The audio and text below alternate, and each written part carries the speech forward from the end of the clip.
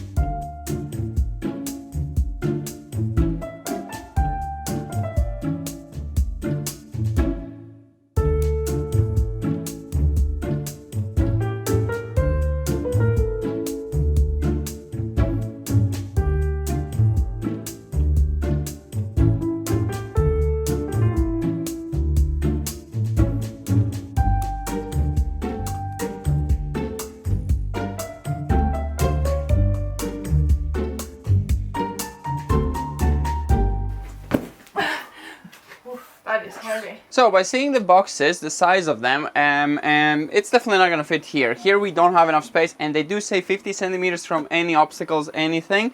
And we already have broken that rule here by having the shelf. Before the shelf it was okay, now it wouldn't fit. And of course we also have the batteries installed. So we are going to move to the hallway where we have a solid brick wall and nothing on the whole wall. And this is also for fireproof reasons much better to install this on this wall, which is pretty much unburnable. So we're just gonna install both things here and try to make the wires look as pretty as possible, because this is like the entrance of the house. In the future I do want to make a room outside of this wall for heating the house, and also to install the solar system. So the inverter is going to move pretty much on the opposite side of this wall, but that's going to be in the future. For now we got to put them here and rewire the cables all the way from there just to here. So let's get started, clear this place up, and then we can unbox them and see exactly how big they will be on the wall.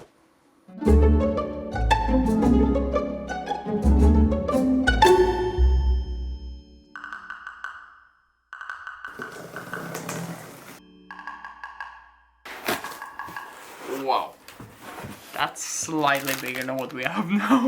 Wow, no wonder it was heavy. It's way nicer.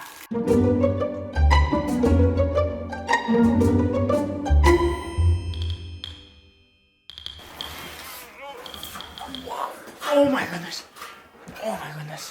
That is a monster. It's like an inverter.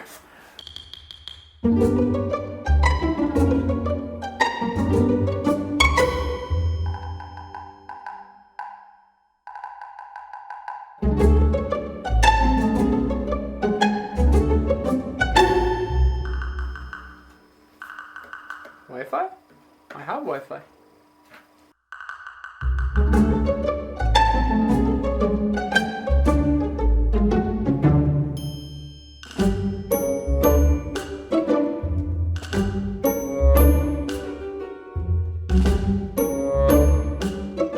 Christmas came early for Evie.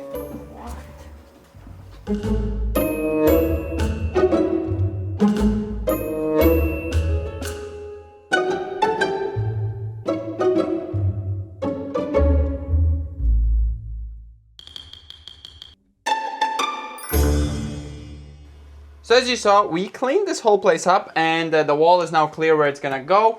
And we also unboxed the inverter and had a look what's inside the box. It is massive, and the instructions are very detailed, so it's really easy to follow.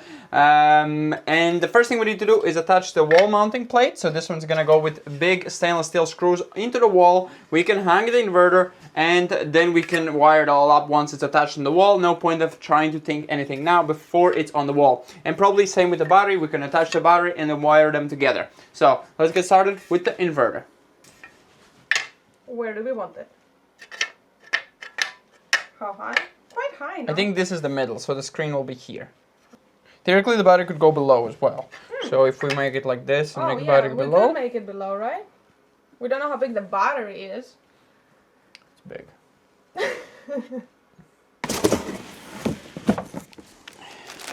So we ended up opening the battery just to have a look. Here's also the mounting brackets for this thing. Just to have a look at the size of it. We could find the book somewhere as well and figure it out. So we can figure out if we could put the battery below and the inverter on top, so we don't take up so much wall space. Ready? Okay. I don't know if you're ready. I'm ready. Oh yeah. Wow. That is not looking as heavy as it actually is, but it is heavy.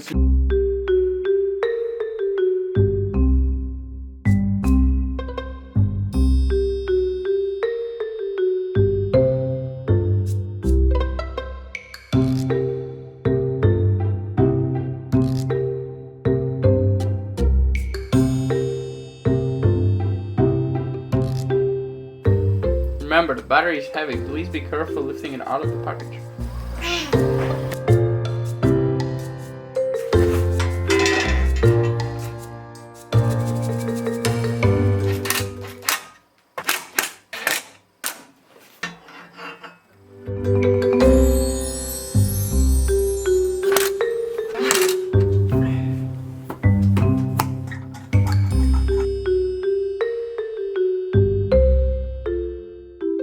So it turns out we need to install the battery first, since that thing goes on the floor. It hangs on the wall but has two legs to support it on the floor, so physically can't fall off. And also I think the lower you mount it, the safer it is in case it does detach from the wall. It will not go colliding like really far down. So it reducing the risk of breaking the battery, which causes, you know, fire. Batteries cannot be damaged, these lithium ones. So we are gonna put it first, the battery, and then inverter goes right on top. So let's get started, get the battery mounted and then inverter on top.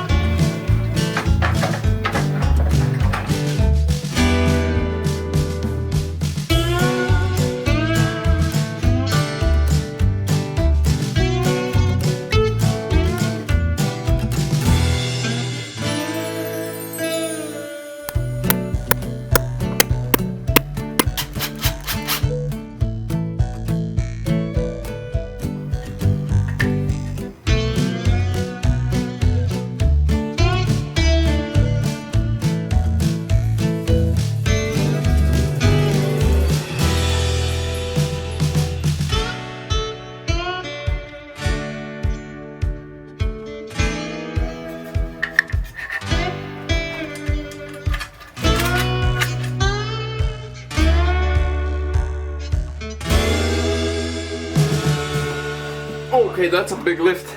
It's quite of a lift. Yes, you got that one? Okay. Is it on? Yeah. Yeah, it's on. Okay.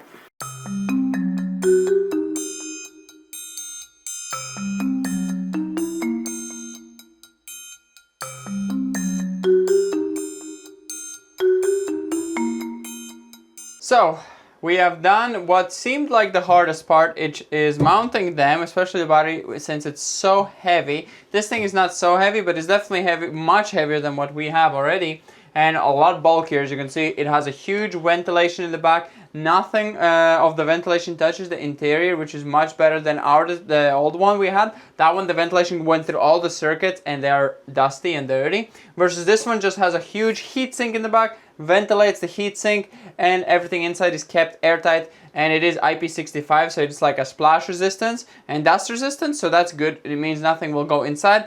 Now is what is the most difficult part, which is actually wiring it up and wiring it up correctly and safely. So you just gotta follow the instructions, the circuits, and just wire everything up. And the other thing is that we need to bring the cables here. We have nothing here, just an empty wall. So we need to bring our cables here, and yeah, then we will have the connections. The actual battery, I can just flip this gigantic fuse up, and I can just press the button on, and it actually powers on. So that thing is already ready to go and power our home. But the inverter and the solar setup, that one is difficult. So if I would connect the battery up to this thing would also power up, since, you know, it will provide electricity to it. But then the rest of it, we still need to kind of figure out. So let's maybe start with the power cables for the battery, so we can have the electricity flow to this thing, so this thing will fire up, and then we'll be able to connect the solars to bring over the solars, our grid power, and then our load to the house. So we need to connect it to the grid so we can use the grid when we need to, and the solar and load to the house. Let's get some cables that it came with and try to connect this whole thing up. Wow. There it is. Okay, I'll let you focus. Yeah, no. Because I understand 5 nothing. internet cables, so like communication cables. So that needs to talk with the battery. Wi-Fi installs there. There's many holes. I understand, Communication. absolutely. No communication with me. This is having. Battery. That is quite a cable. 1000 watts apparently, it doesn't say the amps, and it is AVG 20. That's the size of the cable. It's the American standard.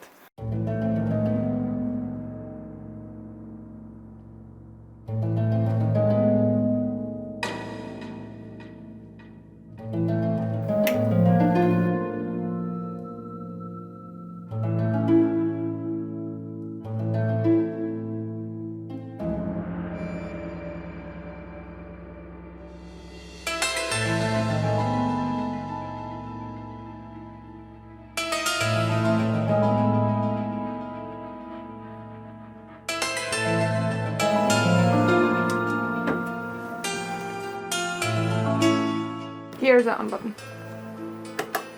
Oh, glowy. Oh.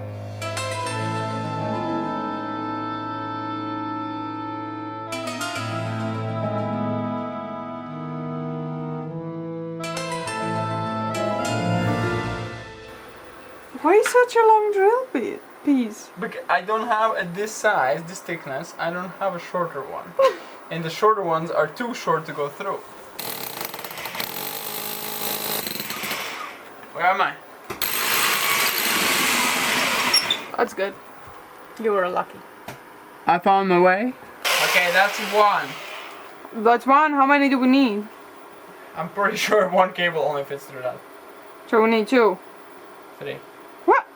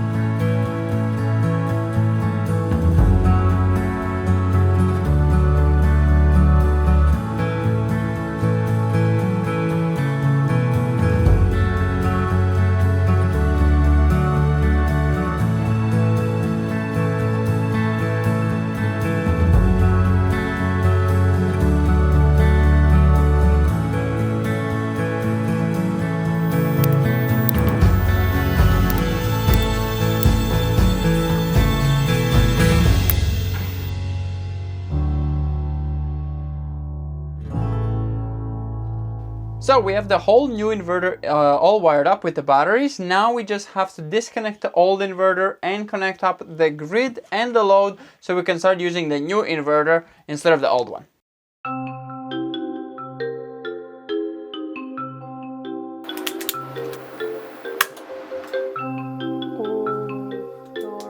Go dark and go back to bright.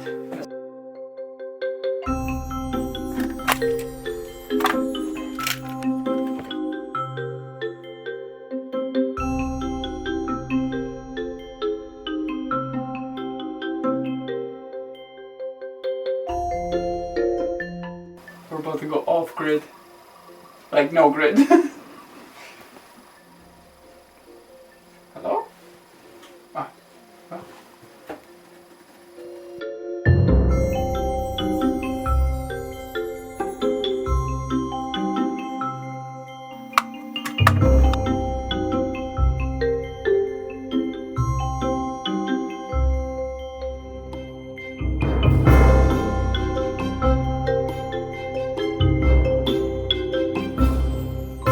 So it's all wired up, everything is functioning. It is currently charging the batteries from the grid. I need to figure out how to turn that off because I don't want that to happen because that's expensive and we don't need to be charging it up. You can set it up, as I've gone through the menus, you can set it up to charge at specific times, like we have much cheaper electricity in the night, so you can use it in the day. So for the winter, that is probably more economically stable to be charging it always in the night and using it in the day, because always the night will be cheaper than the day, at least most cases.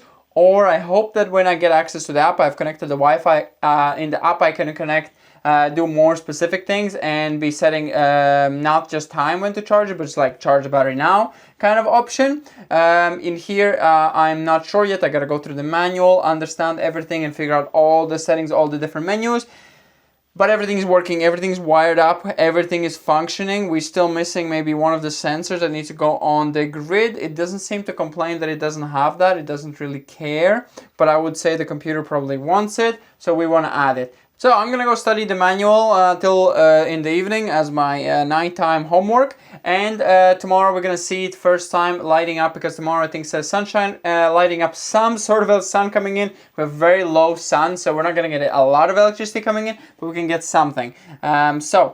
See you in a bit when tomorrow I have this more cleaned up and organized as well, so it's not such a dirty mess. So we have the next day. I have cleaned up the cables as much as I could. It's definitely not the best setup, but as I said, I do plan in the future to make a dedicated room for the solar system, to probably switch to 3 of these and multiple batteries. So we're going to expand our system, but currently this is definitely a massive upgrade. And I did spend 3 hours in the morning, since I have the sun, to set it up correctly, because I could not get it to use the grid last, then solars and batteries first. So solar is first, battery second, and grid is last. So last resort is grid usage. We want to have it off grid as much as possible. And I talked with the technician. He checked everything, checked all my settings. I had most of the things set correctly except like few things, so I clicked them differently. I have the CT sensor correct place. I have the heat sensor, the plugged in for the communication with the battery. Everything is done correctly. Nothing is a problem. It's not like the cleanest cable mess, but it's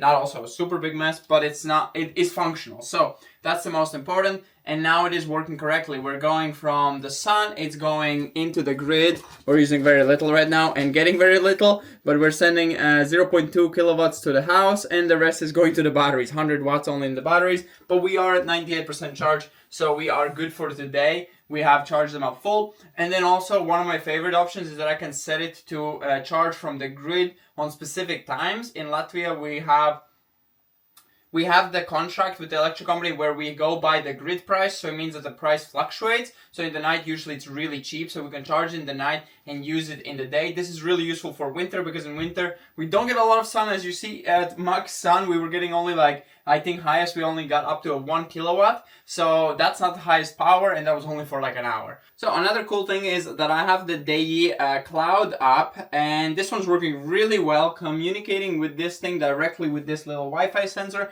So I can see my battery charge, how much is going into the house, how much is coming. So you can see exactly 361 watts is coming. We're using 231 and 110 is going to the battery. So that's really cool. And then of course it will show me also how much we have made today. So So it has exactly like how much we have made, which is 1.4 kilowatts, which is got half of it gone to usage and half of it gone back in the battery. So this is really cool. And then it will also show us how much grid we use. And this graph, of course, is going to build over time and over months. And we can see exactly how much we make in a month, how much grid we use in a month. So we can see exactly how efficient our system is. Of course, we can upgrade the panels now because this thing can handle a lot more panels than what we have. I think 3 times more panels, or 3.5 times more panels than what we have. So we can expand this system to be a lot bigger. So there will be a link down below if you're interested in upgrading your own solar system or starting a fully fresh solar system. I think this is a really good brand of high quality inverter and the battery. They feel really high quality, and as far as I've seen, the reviews are quite amazing and they're really popular, and I can understand why they're popular. They are heavy duty and they feel robust compared to some other inverters I've seen that are sold locally here. This feels quite premium and it does all the things you need to do.